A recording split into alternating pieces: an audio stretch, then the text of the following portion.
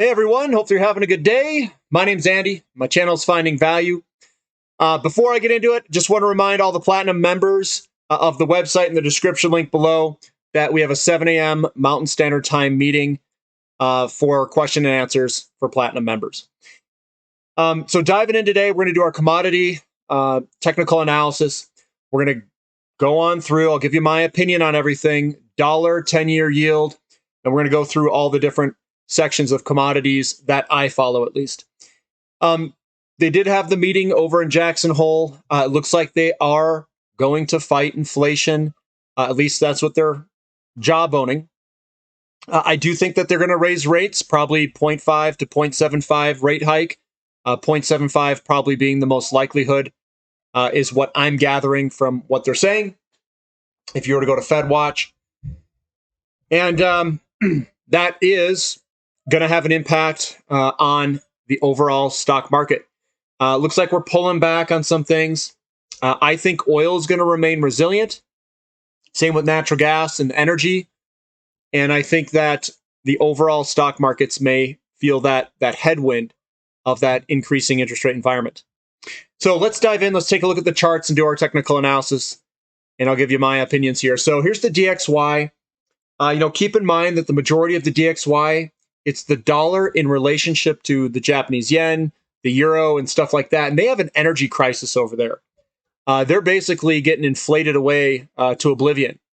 So the dollar is increasing in strength in relationship to those currencies. And we're right kind of at this inflection point where we've got this resistance line going across here. It very well could break to the upside here, guys.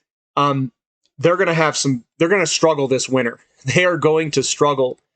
Energy prices are going to be insanely expensive. So there is a likelihood that this is going to break to the upside for the DXY, given the problems in Euro and Japan and all of their energy crisis and currencies. Looking at the 10-year Treasury note yield, we did have a slight increase in the 10-year. There it is, even though the momentum was down a little bit. So it gapped up in the morning and came back down throughout the day. That's why it's red. And we're right at that resistance line. Are we going to bust higher here? My inclination is if they're raising rates, that they're probably going to raise, or at least I think the 10-year will probably head higher. But we still haven't broken this resistance line. And I'm looking to see if it's going to break either higher or if we're going to come back down lower, back to that support level. So that's where we're kind of at. We're at this decision point, and it hasn't broken out of that resistance line yet. Looking at TLT, which is the 20-year Treasury bond, we are moving higher in that. So maybe there's a little bit of, we'll call it recessionary fears in the market. And I do think that's probably the case.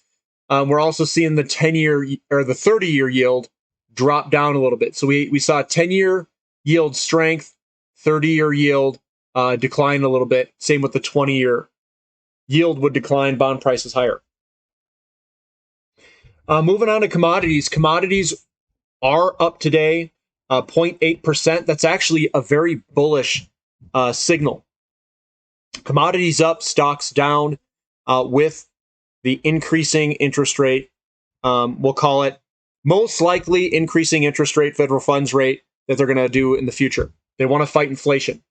That didn't bode well for gold. Gold sold off today. It does not like the fighting inflation type movement. Neither did silver, down some, and it does look like we could continue a little bit lower. And same with platinum, heading lower. Platinum's getting into some really good area where I could potentially start buying some more physical ounces. It's looking a lot better. I do buy when it's down, and I'm going to wait for the turn. And usually you get these big kind of down days, and then it kind of sits and turns and it goes sideways. That's usually where I start picking things off. I'm going to wait for a similar setup, probably right where that support level is.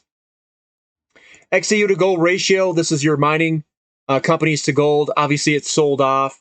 They sold off quite hard today, and we're back basically at this support level. Looking at SILJ, again, it's sold off. We could head a little bit lower. We've got support down here at 880 or so. We want to hold above 880. GDX selling off. We are at support. We want this support to hold right where it's at. If it doesn't hold, well, we've got a lot of support underneath us. We've got basically this entire region of good buying and selling pressure all through this region. So I think that we're going to go right into the basically our thick support zone right below us. So we've got support all underneath us all through here. Coming down to crude oil. Crude oil is also sitting on support. It's the support line that we've used multiple times through here before. It's acting as resistance as we come back up. But I think that we are still looking for a move higher here. This is kind of one of the problem areas. I think oil, I think natural gas are the root cause of the inflation problem. So I still think that those problems are not resolved. I think that we will go higher because of the supply side of crude oil, natural gas, and these other ones. Natural gas was down a little bit today. Again, I'm not seeing too much selling pressure here. We want to break through this resistance line here. We need to break through this. We've struggled to do it before. That's why all these candlestick wicks are at the top. Sell off, sell off, sell off. That's what those candlestick wicks are telling us. We're right at that resistance line, and if we break, we could see a big run. Now, the Henry Hub is really cheap in relationship to the pricing over in UK, TTF, and all those other ones. They're way up there. We're talking 50 MMBTU, $50 per MMBTU. We're at a little over $9. So I do think this will break to the upside. I do think they'll converge together. It just may take some time. And we haven't seen the sellers really kill this thing lower, at least not yet. So the possibility of us breaking out to the upside is still there. I think it's a good likelihood that it will happen in the winter of 2022. And in this fall timeframe, that's the only timeframe. I don't know exactly what's going to happen in this next move. Is it lower or is it higher? I haven't seen the sellers come in here and really kill this thing yet. Doesn't mean that the opportunity is closed yet. So that's what I'm trying to figure out, is which way is this thing going to break? I know a lot of people, they're itching to buy some more natural gas companies or some, we'll call it oil companies. And they're saying, well, what should I do at this particular point?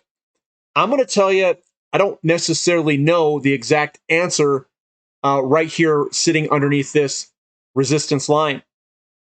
I would take more of an approach of cost averaging in and kind of hedging your bets here, because we could break at any time or we could head lower.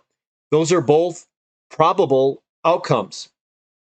And I'm favoring, we know, well, at least I think that we are heading higher this winter. So that's where we're going to end up eventually. I just don't know what this path will do in the short term. Looking at XOP, yeah, you know me, we are still heading up in this kind of channel formation. We were slightly lower today, not a huge sell-off day. I don't think the sellers are really, smoking this thing to the downside. Oil was resilient and basically moving sideways. If we get a move in oil higher, I think this will track higher with it. We have a very nice looking chart on kind of a longer term perspective. We're finishing up quite strong here. All we need is us to push us through this, and I think we'll start moving to the upside.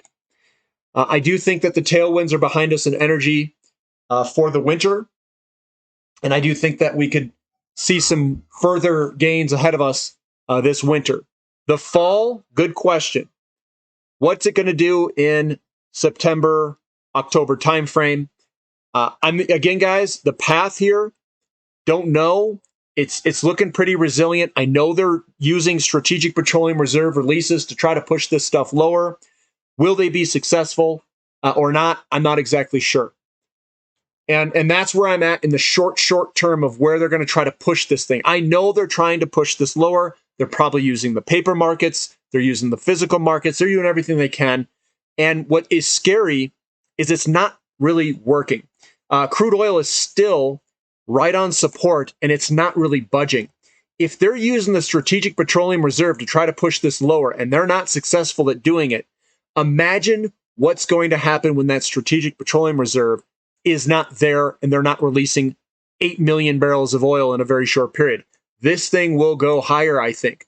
Will they be successful over this next month or two? That is the question. And that's where I say, I don't know. We'll see. We're going to find out. I'm looking at OIH. This is the energy service companies. We're getting a little bit of selling pressure. Could we come back and do a retest of this? I've said that before. We could retest the top of this, and that could be a likelihood. So that's energy service companies. Looking at uranium, uranium's basically holding steady on the futures price, 48.40. Looking at the Sprott Physical Uranium Trust, I said this before on the dailies. We're looking for small down days. We've got 2 small down days. That is a positive development for a move potentially higher. So I think everything's still intact. We got the big bodied candlestick, green candlestick with 2 small down days. The sellers are not whopping this lower. We came out with some pretty bad news. We've got the markets going lower in the S&P 500 and NASDAQ. So this is actually, I think, a very positive development. Even though we were down today, it wasn't a shellacking of a down day. So I'm still remaining positive on uranium. I have to see the buyers step in here the next day or two, a trading day. URNM, little bit more selling pressure in URNM. It's still game on as long as we keep small candlestick down days and the buyers want to step back in and buy it on up. We do have risks with the overall market selling off like they are. It could drag us lower, but everything I'm seeing in this chart, broken down trend, above support, big launch, big candlesticks up, small candlesticks pull back, we could turn this around quite easily and head higher if the buyers want to do that. Looking at CCJ, our leader, another one that doesn't look bad. Broken down trend. So we popped out of that downtrend. We came on back to support and we popped on higher with a large bodied green candlestick, and the selling pressure is not too big. Could we have another down day or two? We could, but it's looking positive. I just don't want to see big old selling pressure days like this show up, because that means we'll probably have a lot longer consolidation period. At least you don't want that to show up if you want the price to go higher. Scrolling on down, looking at TAN. TAN also getting that bearish type sell-off today. We could head lower in TAN. It's a bearish engulfing that usually statistically heads lower. We got another one here too, so now that's 2 of them. Kind of like a little double top. I think we're going to head lower. We could do a retest back here, and we could get another buying opportunity. That's on TAN. COPX getting a little bit more selling pressure. We are coming up to another kind of this resistance line. It's not a super strong resistance line. We've only used it a couple times in the near recent history. We did get a little candlestick wick at the top, so we kind of bounced off this, and that's what we're getting. We're getting a bounce. So I do think that we could potentially head lower. We'll see how long this lasts, but it's a bearish engulfing. We could come back a little bit, and we'll see where we end up. But that's what we have there for the short term. The CRB to S&P 500. So what this is basically is a relative strength indicator on this ratio. It's telling us value and relative strength. We are still very low in its valuation here. But if you zoom in on a monthly candlestick, we're putting a massive bullish formation candle to go higher. That's a good thing for commodities. If you zoom in, we've got a wedge that's formed. We're breaking to the upside, and we're basically breaking out, telling us that the commodity performance relative to the S&P 500 is fantastic. We are gaining purchasing power in our commodities against stocks, and that's what we invest for. We're investing for purchasing power. So this looks fantastic and is a good development for commodities. When we come on down and we start looking at rare earth metals, this does look like we could get a pullback. That's a bearish engulfing. Statistically, we could come back and pull back a little bit. Is that a good or bad thing? I know people who are trading, and I'm not trading in and out of these things. They'll say, oh, I need to sell. Yeah, it potentially could be a sell point, and we could get another buying opportunity on a retest back here. What I'm looking at, big picture view, though, is we've got this nice big trend line coming here of support. This here looks really bullish for a move higher. If we're going to put in renewables and also electric vehicles, we need rare earth metals. So that's what we have for REMX. That looks pretty strong. Lithium also getting a little bit more selling pressure today. We have that selling candlestick, bearish engulfing, where we could head lower. And our support level is this guy here. If we extend it out towards the $72 range, $73 range, somewhere in that range there. But I do think that this could potentially head lower in the short term. The S&P 500 got a shellacking here. If you've been on the channel, you know that it's going to get shellacked with increasing interest rates. We know that they move inversely to interest rates. And if Jerome Powell is going to be fighting inflation and raising interest rates, we should see downside pressure. So like I said before, and I think, we've called it pretty well. We hit our head on this. We came on back. I said we could come up and then turn back down. We came up and we've turned back down based on that news. And I think we do have more downside. This is a massive down day today. So there are ramifications of the S&P 500 going lower on us. So if it's going lower, it could drag us lower with it. It depends how much leverage is still in the system. More leverage in the system means that we are more strongly interconnected. But here's the big takeaway here. And I know I got a lot of uranium investors that are a part of this channel and part of the website. Uranium didn't fall very much, and the S&P 500 got smoked. That is a sign that we should be paying attention to. I think we're starting to decouple from it. We are still coupled, but we're starting to decouple, and we're seeing it in the relative strength between the two. Uranium didn't fall too much. The S&P 500 got smoked. We also saw the NASDAQ or US Composite Index get smoked to the downside. This still looks like we've got further downside. I don't like either one of these stocks. They do not look strong to me. The other ones, if you notice, so I'll kind of tell you what I'm looking at here. We see large selling pressure all through these areas here. It's big selling pressure, and then the pull-ups are using small green candlesticks. Small green candlesticks. The down candlesticks are bigger in these downward movements. That's why it's going down. We have a massive selling pressure day today. It means the sellers are there. They don't want this stock. Now, if I go back up and I look at URNM, we have the inverse of this. We have large buying pressure candlesticks, small selling pressure candlesticks. And the same thing happened in this last move higher. That is your buyers preferring uranium and the sellers preferring to sell the S&P 500 and NASDAQ. I look for these traits in the candlesticks, and it tells us who's in control. The buyers are in control of the URNM. The sellers are in control of the S&P 500 and the US Composite Index. So I am preferring to be in commodity type companies and energy type companies over the S&P 500 and over the NASDAQ. Now, looking at emerging markets, we did get shellacked again today. We could see a little bit more downside before a move higher. This is surprising that we had such a large candlestick down day today, as this was really starting to progress to a nice movement this way over. So we have to watch and see what happens with this selling pressure coming back down. Is it large down candlesticks? Are we blowing things to the downside? Or are they small controlled movements like these guys here?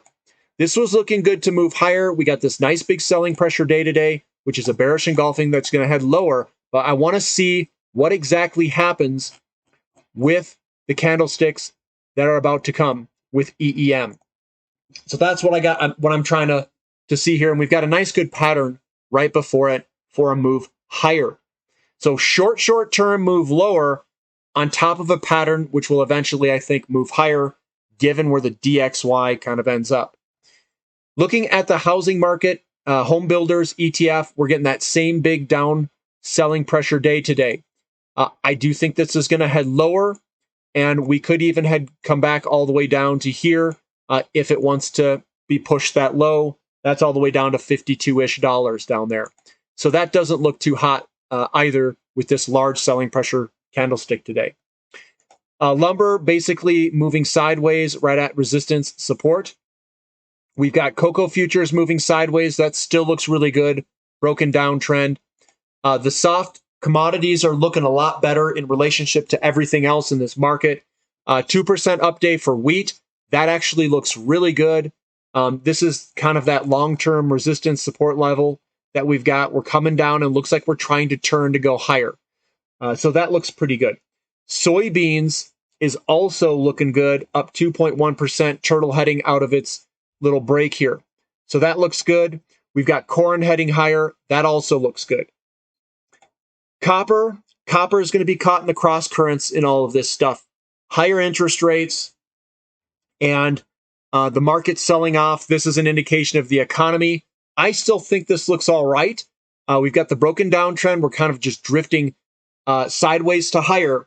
And I think that drift will continue. Could we have a little bit of a down movement to somewhere down here? We very well could. But I think looking out a year or two, copper is going to come into some shortages on the supply side coming up in a few years. And we're going to want to try to use copper for making all of these renewables and electric vehicles. So I think copper has a very bright future ahead of it, but we could see a little bit of short-term, very, very short-term pressure if the markets still dive lower. Looking at Moo does have a bearish engulfing pattern here. And we could pull back in the short term a little bit and come back, I think, to this level in here, $89. Why? Because we've got that nice little pattern where we come on back like that. So I'm thinking maybe $89-ish. We may pull back in the short term before heading higher. This is that type of lead-in pattern before a bigger move. Coming on down to aluminum. Little surprised with aluminum, to be honest. Aluminum is higher. It's putting in that bottom like we were describing. I do think that's going to go higher to the upside. Some of the aluminum companies not responding to the price of aluminum. So that's a little concerning. I wish, or I hoped, that there was going to be a little bit better leverage to the price of the move of aluminum. But we'll still see what happens with aluminum. If aluminum gets to higher levels, we'll see if those aluminum companies start turning around. The Baltic Dry Index definitely selling off. Remember, higher interest rates does impact the economy. It does impact kind of these goods and the services in the economy. And we're seeing selling pressure. We've got recessionary fears over in China. And the Baltic Dry Index is definitely seeing some weakness here. So that's what I've got for today, guys. Hopefully your guys are surviving through all this volatility. With that news coming out, we saw, stocks sell off. Definitely sold off for the S&P 500 and the US NASDAQ. I don't really have any exposure there. Doesn't really matter to me. It's part of the thesis that the S&P 500 and the NASDAQ would actually go lower off of an increasing interest rate environment, and that energy prices are the driver of those increasing interest rate environments. So I think that the inflation is still there. I think that we could see lower consumer price index numbers in the short term based off of Strategic Petroleum Reserve releases. I think it's going to be a head fake. I think we'll see lower numbers. And then I think we're going to go back higher this winter with higher energy prices in natural gas and oil, which will lead to higher producer price index numbers and consumer price index numbers. Now, is rent going to continue to go up, and is home prices going to continue to go up? That's something we'll have to see. I do think that certain pockets will remain pretty resilient in real estate, and I think other areas could soften quite a bit depending on the flow of people and where they want to move from high tax states to lower tax states. So I think we've got a lot of stuff going on in these markets. I think it's getting at least through the short term here, could get very difficult to navigate. And if you guys need help navigating these markets, definitely check out the website below, the Platinum membership. We have a question and answer session tomorrow, which is Saturday, 7 a.m. Mountain Standard Time, 8:27. I welcome anyone that's a member. I'll see you there. Go ahead and fire some questions away. I already have some questions getting emailed to me. I'll go ahead and answer those tomorrow, and they're mainly on the lines of how would I handle a scenario of natural gas companies at this exact time? That could be a question that some people are thinking. I'll answer that in detail tomorrow during the question answer session. Obviously, I tape these, so even if you can't join, you can view it on the website, and I post those videos after those sessions. All right, guys, hopefully you're having a good day. We'll catch you next time. This is Finding Value.